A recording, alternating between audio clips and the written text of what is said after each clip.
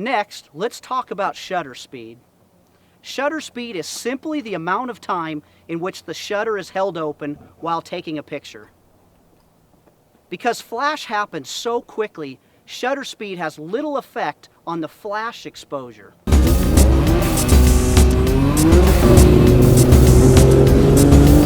However, it has everything to do with exposing ambient or natural light.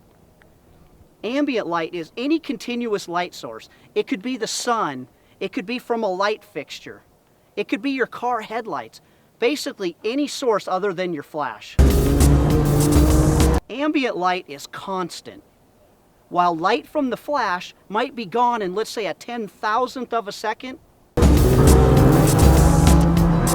ambient light will continue to affect the exposure long after the flash is gone. So the longer the shutter speed, the brighter the ambient light will be. Now here is something that you need to understand as it relates to flash. Your shutter speed is limited to your camera's sync speed.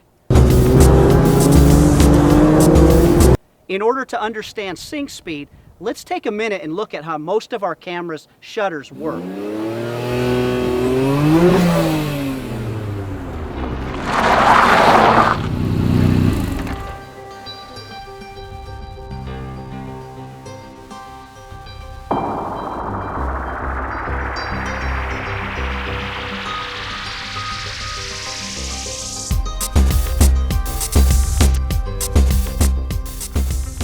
Have you ever taken a photo that has that black bar across it like this?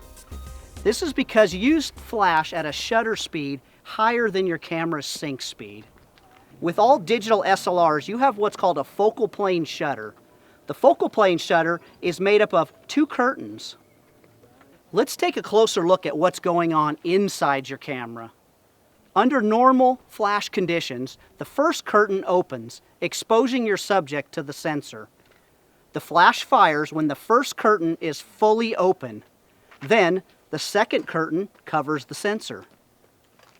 The quickest amount of time that this process can take place is normally between 125th and a 250th of a second. This will be your camera's published sync speed. Take a look at your camera's manual. More than likely, your camera's sync speed will be between 1/200th and a 250th of a second. Remember that black bar? If I shoot the same photo faster than my camera's sync speed, we're going to run into some real problems.